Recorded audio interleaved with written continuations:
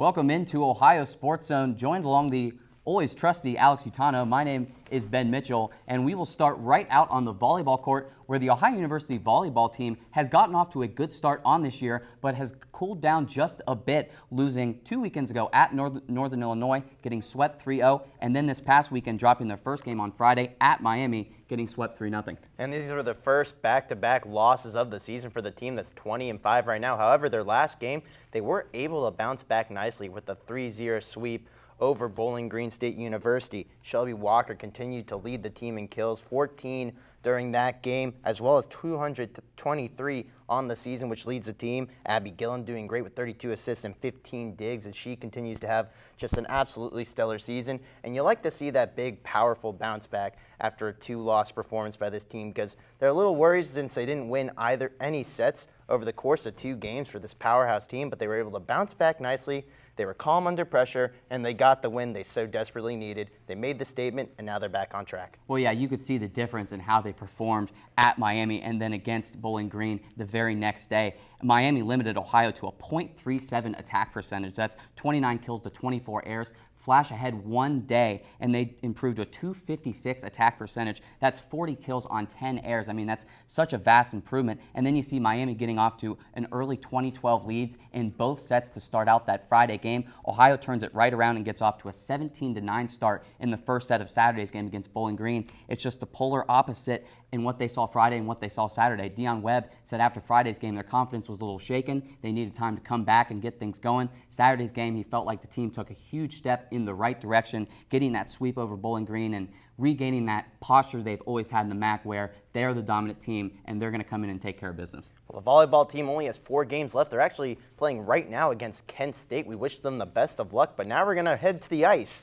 and look at some Ohio ice hockey action. The Bobcats recently moved from 9 to 8 in the national rankings after losing 3 of their past 4 games. They were able to go into Lynchburg, Virginia on the road facing rival and at the time number 12 ranked Liberty Flames, and they were able to get 2 big wins, a 6-3 statement victory the first night, and they followed up with a big 4-1 win the next night. And that first game was a little shaky. They went off to a 4-1 lead, let Liberty back in it, but they were able to close them out strong in the third, and then they were able to close it out the next night very well, too. A 3-goal third period sealed the deal for the Bobcats. Well, yeah, Matthew Hartman talked about what a pro atmosphere Liberty brought. You walked into their arena and you got the Jumbotron above center ice. You got the fans pounding against the glass. Coach Hogan even said at one point the glass kept hitting him in the back of the head because the fans were being so rowdy and getting so loud in the LaHaye Ice Center. So that's just a great learning experience for the Bobcats going into LaHaye Ice Center and getting that pro-style atmosphere, but they just went through a very brutal stretch of play. I mean, the past 4 weeks they're playing against at Iowa State, number 5,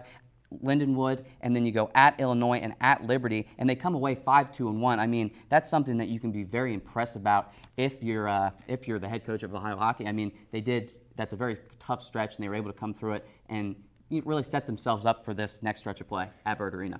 You know, I like how you bring up the fans down in Lynchburg, Virginia, because we constantly hear from opposing teams how amazing it is and how awesome the atmosphere is at Byrd Arena. And to go away and play in that atmosphere where it's all the cheering is against you and come out with big wins against a ranked team is incredibly impressive, and especially when you look at the players who stepped it up. Captain Michael Harris scoring 2 goals and 2 assists this weekend. Patrick Spelsley ends a long scoring drought, scoring his first 2 goals on the weekend since the season opener, September 18th against John Carroll, that 9-0 victory. That was the last time he scored. Then Aaron Alcoma making 60 saves out of 64 shots throughout the weekend. Just a fantastic performance by such a deep team. And then you see some of the youngsters, such as Cody Black stepping up, Lampron, Hazel, all those guys contributing. This deep roster is finally starting to pull it together, and they bounce back nicely after a shaky stretch of play. Yeah, talk about Aaron Alcoma. I mean, he's had a fantastic year, 8-1 on the year, and he has 3 shutouts. That leads the national, he is first in that category when it comes to shutouts. He has been dominating in that factor. 17 goals against on the year, 1.75 goals against average. He has anchored that trio of goalies and has really led by example. They've got a big matchup coming up this weekend against Drexel. Kind of a letdown after you get so many tough performances. You got to come in and play 4-7-1 Drexel. So hopefully the Bobcats can keep up with that aggressive style of play. 7:30 puck drop tomorrow at Bird Arena against Drexel. That's where the Bobcats will play next. We're going to go to a quick commercial break, and when we come back, some disappointing news about football.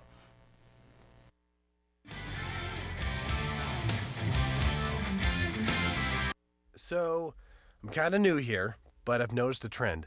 My human does this funny thing where she goes around and gets all my toys, and then she hides them in that basket by the door. But it's always the same basket, and it's always in the same place. And then she acts so surprised when I find them, but, she's putting them in the same basket. Again. It's like, hello, that's where you put it last time. You were the worst at hide and go seek.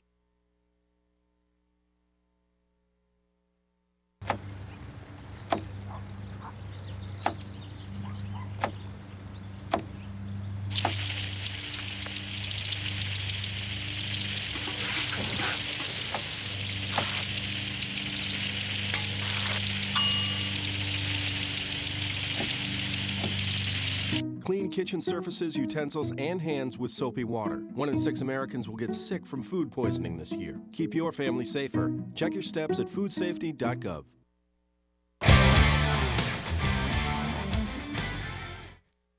Welcome back to Ohio Sports. I'm Alex Tana, joined by Ben Mitchell. And like I said before the commercial break, things aren't looking too bright for the Ohio football team as they lose their 3rd consecutive game on this losing streak, 3-game losing streak. 5-4 on the year, 2-3 in the MAC, and they fall 62-24 to Bowling Green as the defense continues to get pummeled by injuries. It's showing for this embarrassing play on the field now. You did see a little bit of a reemergence of the run game, 299 yards total, 3 touchdowns from the run game, but they're still not able to get the job done. And the offense, a little more apparent, but that defense is just getting shredded. Well, yeah, the cards are beginning to tumble for this Ohio University football team. They start off so hot, 5-1 with their only loss, coming against Minnesota on what many would call a fluke end of the game where the referees seem to dictate the end of that game. But yeah, right after that 5-1 stretch, Ohio's just seemed to fall apart. They're 0-3 in their last 3 games, and they've been outscored 152-55 in those last 3 games. And then you have 6 turnovers in those last 3 games and 2 last night against Bowling Green. Ohio got 553 yards of offense last night compared to Bowling Green's 501 yards, but they just could not stop Bowling Green's offense. You had Matt Johnson going 26 of 35 for 365 yards and 4 touchdowns. He's a quiet Heisman candidate. He doesn't get a lot of attention because he plays in the MAC, but I mean, he is an excellent quarterback, and Ohio could just not shut him down. And he has Garrick Dieter, who just cannot be stopped. 9 receptions for 136 yards, 2 touchdowns. Roger Lewis had another 6 receptions for 102 yards. Too many playmakers out there for Bowling Green just kept the Ohio defense guessing. And like you said, decimated by injuries, the defense just could not keep up. As you said, 152 points allowed in these past couple games, as well as only scoring 55. They've been outscored total in every game, the average of 51-18. Not a nice score by any means. And you can see the quarterbacking getting a little more stable, but they're not able to make quality passes. You have Darius Vick going 11 for 15, 82 yards. Then you got J.D. Sprague, who got the majority of the snaps. He went 10 for 24, 162 yards, but he had an interception. And then Greg Winham gave it a go, 0 for 2 with an interception. And you just can't play like that if you're going to succeed in the MAC. And I remember talking to some people, and I thought that OU had a very realistic chance to maybe get some rankings as the year went on. They were 5-1, a close performance against Minnesota. All they had to do is perform well in the MAC, and they're in the clear. And now they are just completely unraveling with these injuries. But like I said earlier, the run game did get a little bit more life. You have some multiple 50 rushers for this Ohio Bobcat team, including Darius Vick, who had 54 yards. J.D. Sprague had 50 yards. You also have Daz Patterson with 57 yards and a touchdown. And Malik Irons having a good game in the rush game. 4 carries, 58 yards and a touchdown as well. Yeah, I mean, that's big for Malik Irons to come in and pose as well. A 44-yard carry for a touchdown last night really broke it open in that game, and that's something the rushing game very much needed, a big-time player to come in. You know, Daz Patterson's been struggling a little bit. A.J. Olette got a touchdown last night, but he still struggled a little bit. This rushing game needed a huge kick. I mean, just as well as this offense has, getting 25 points per game so far this year. That's good for 94th in the country, and talking about rushing, 150 rush yards per game, good for 95th in the country. So the rushing game has very much struggled. And then you talked about the Ohio QBs in their last 3 games, 1 touchdown and 4 interceptions. Neither guy can really find their footing. It was promising to see Darius Vick go 11 for 15 last year. He looked a little more accurate than he has been, but there's still a lot of question marks on this team. Frank Solich is going to have to do a lot of soul searching with this team and get them back on track because they just don't look very motivated for the November run. Well, the pass and rush game a little more on par this game. This past game against Bowling Green, the passing game was 21 for 41. It had about 244 yards of offense. Even though it was less than the rush game, it still averaged 6 yards compared to the rush game's 5.3. And when you have rushers on the Bowling Green end, such as Greg Dater with 136 yards and 2 touchdowns, and then Roger Lewis 102 yards and a touchdown, just really shows that this offense is missing this defense is missing the players like Quentin Polig and such. And you know, you want to find somebody to point fingers at and blame, but it's so hard with all these injuries on defense. And now you're coming into a bit of a trap game with Kent State, who is 3-5 on the year. This is where you could really use a healthy defense because the quarterbacking for Kent State hasn't been all that magical. Reardon, has right now 743 yards, only 6 touchdowns and 3 interceptions. He also has 79 rushing yards, no touchdowns on the ground yet. The running game for him is it's okay. They got 1 rusher, Trayon Durham, 93 carries at 308 yards and 2 touchdowns. There's some spots of this Kent team that scares you, but if OU can go back to playing their game like they did when they were 5-1, I think they can really make a statement and finally become bowl eligible. Yeah, I mean, there's still a lot of question marks for this team, but yet they still sit there at 5-4. They've gone through a very tough stretch, but there's work to be done. There's still a lot of November football to be played. It looks like they're going to be chasing Bowling Green the rest of the way. They're sitting at 7-2, so it looks like they're a lock for the MAC championship. But Ohio, like you said, can work towards that bowl eligibility and getting back in that bowl play. I just want one more bowl before I graduate, Ben. Is that so much to ask? I mean, it would be nice, wouldn't it? Well, we'll see what happens. Like we said, next week they do play Kent State for their next game. We're going to go to a quick commercial break, but when we come back, we're going to have some preview for basketball.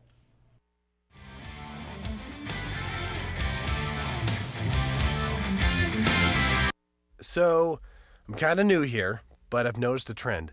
My human does this funny thing where she goes around and gets all my toys, and then she hides them in that basket by the door. You know, but it's always the same basket, and it's always in the same place. And then she acts so surprised when I find them, but, you know, she's putting them in the same basket. Again. It's like, hello? That's where you put it last time. You were the worst at hide and go seek.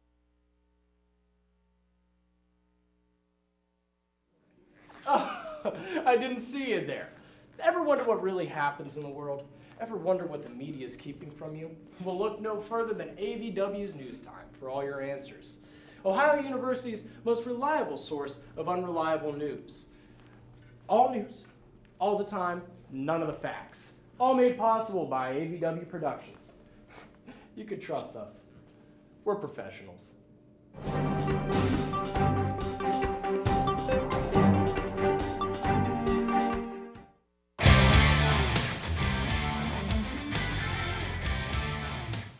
Welcome back into Ohio Sports Zone, where we are now joined by John Kosas, and we will be talking a little Ohio basketball, just a little preview of where we are heading for this Ohio Bobcats team. Last year, first-year head coach Saul Phillips got the team off to a rather sluggish start, 10-20 and 5-13 in the conference. John, where do you see this team heading in year 2? Well, Ben, to be completely honest with you, This team was bad last year, but they graduated the majority of their talent, and then they had some underclassmen talent that decided, hey, Ohio University isn't the best fit for me, I'm going to leave. Maurice Endor and Javaris Bean Willis were the two top players in terms of scoring for this Ohio University team. They both graduated. Endor had a brief stint in the NBA before he got injured, and then he was cut. That was just about a week and a half, 2 weeks ago. Then Ryan Taylor, a guy who showed a lot of promise for this Ohio University Bobcats team, transferred after his freshman year, a freshman year where he put up an average of 8.1 points per game.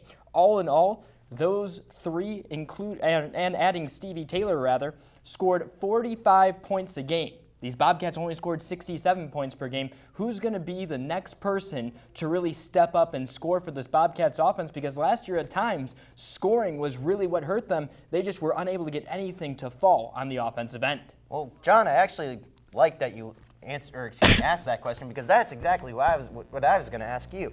Like you said, the top scores for this Ohio team, and Endor and Willis graduated. Endor led the team with 16 points per game, 8.3 rebounds per game, and led with 3-point percentage of 0.483.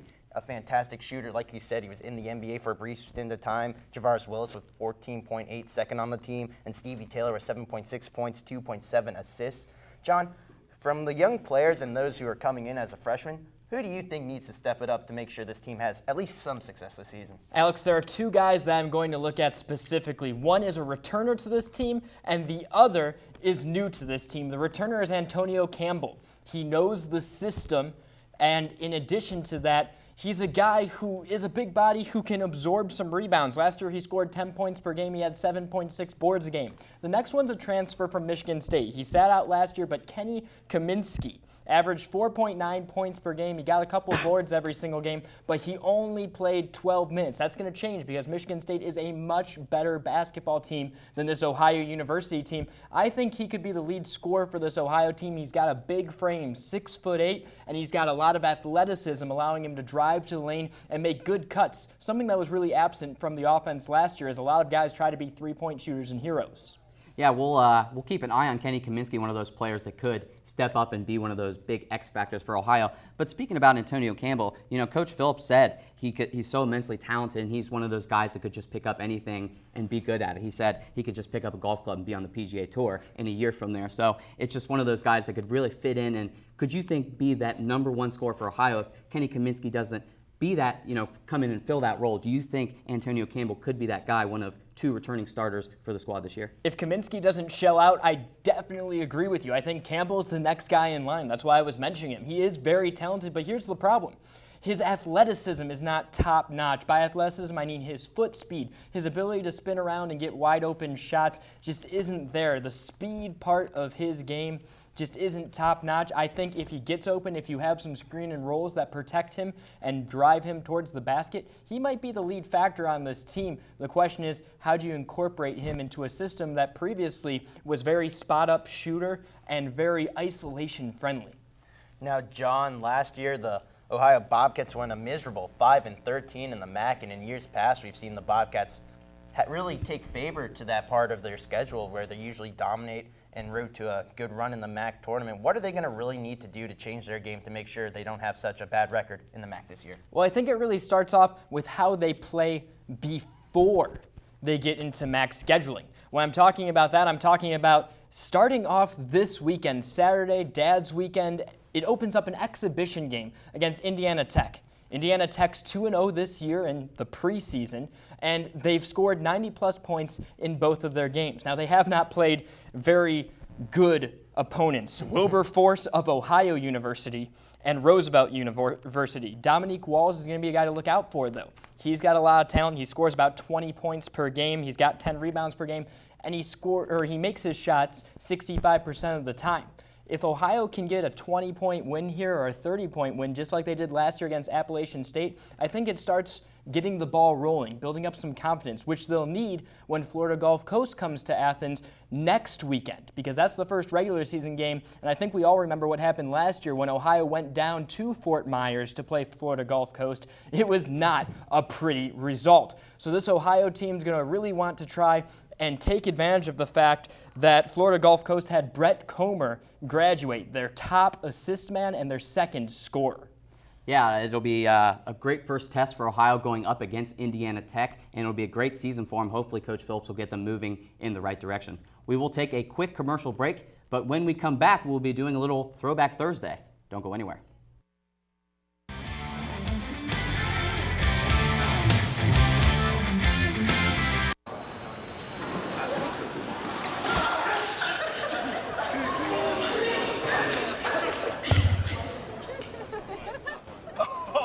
That's low and below. Look, he's watching.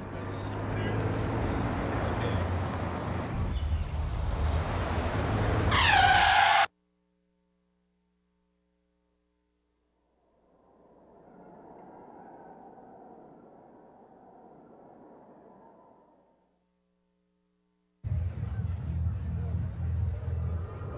Looking for these? You drive Buzzed. It could be one very expensive ride.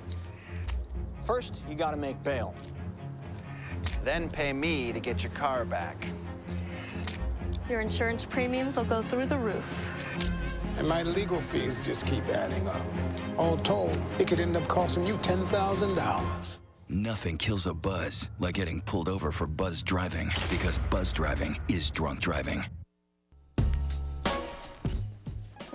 Toucan Sam.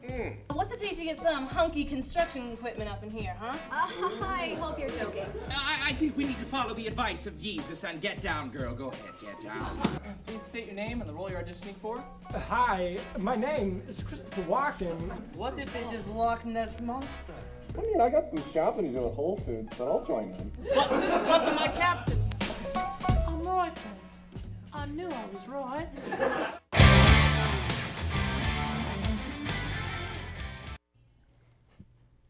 Welcome back into Ohio Sports, and we will now be doing a special segment where we'll be talking about flashing it back to some of our best memories of Ohio sports in its heyday. So, Alex, why don't you start us off? Well, I'm going to start off with that moment, that one time, man. That one time Ohio football was ranked. It started off with an impressive 24-14 victory over Penn State in the first post-Joe Pa era game. 97,000 plus packing the stadium in Happy Valley, hoping to see their Nittany Lions get off to a great start. However, Tyler Tettleton threw 31 pass completions out of 41 attempts, 324 yards, 2 touchdowns, as well as 9 carries and 47 rushing yards. You had Bo Blankenship with 109 rushing yards. Wouldn't that be something if he had 900? Yeah. As well as Landon Smith catching 3 catches for 82 yards and a touchdown as well.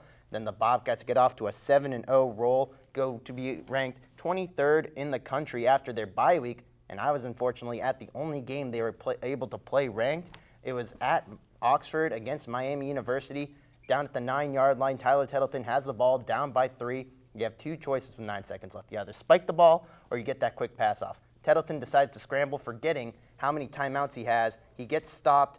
The clock winds down, the game is over, and Ohio loses and is unseated by their arch rival. They do, however, go on to finish the season 8-4 and had a very impressive performance in the Independence Bowl, 45-14 over University of Louisiana Monroe.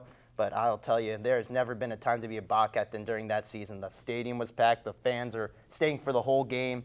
What a time to be a Bobcat. Yeah, let's hope the football team can improve a little bit so some of those memories can continue. I'm going to move it over to the hardwood, where the Ohio University basketball team back in the 2011-2012 season had a very magical run into the Sweet 16 of the NCAA tournament.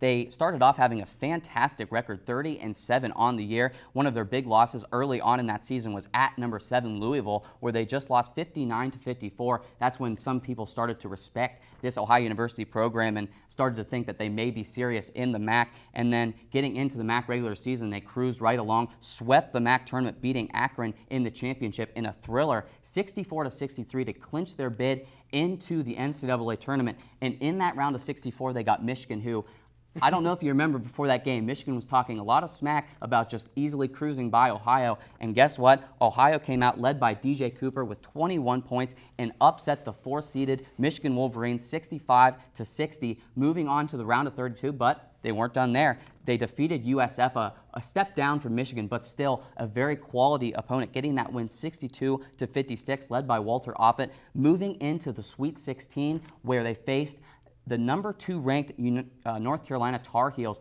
and what a matchup that was. Ohio had them on the ropes in regulation time, but Walter Offit missed a free throw on the and one to seal it. It went into overtime where the Tar Heels used a 10-2 run to seal the Bobcats' fate, 73-65. But I mean, what a run this team had. They won 2 tournament games, their first time since 1964 that happened, and it's the lowest seed to make it to the Sweet 16 since 2006 when 13th seed Bradley did it. So a great one for this Ohio University basketball team, and they will go down as one of the best here at Ohio University. Definitely a magical time to be in Athens, but another magical time was the 2003-2004 season for the Ohio Bobcats hockey team.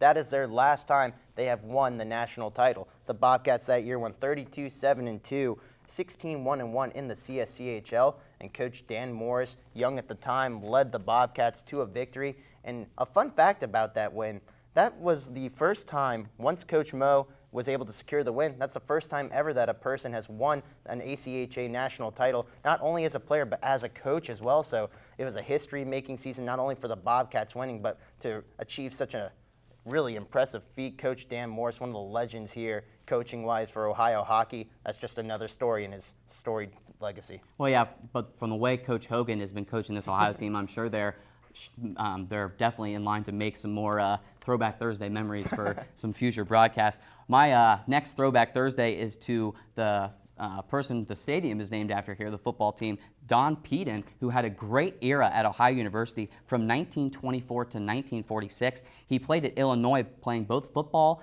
and baseball until 1923, where he became assistant coach here for Ohio University and then took over head coaching duties in 1924. And he coached all the way until 1946, where he accumulated a 121-46-11 record. I mean, he coached through 3 league changes with his Ohio Bobcat squad. He got 6 conference Buckeye championships, and he had a 7-11 winning percentage, the best at Ohio so far. I mean, this guy he came in and he dominated the football scene, but he didn't stop there. He also coached the baseball team during that stretch of time from 1929 all the way till 1948, and he tallied a record with the baseball team of 250 and 134. He won 2 MAC tournament titles in 1947 and 48, and he also paved the way for this baseball team to get 12 more MAC tournament championships. So this guy was just a great part of Ohio University. Obviously, the football stadium named after him being such an integral part, but the baseball stadium could be just as well named Peden Stadium because of how much he has contributed to the baseball team as well. And then in 1950, he finally left the university to be a scout for the Cincinnati Reds. So a very storied career for Don Peden and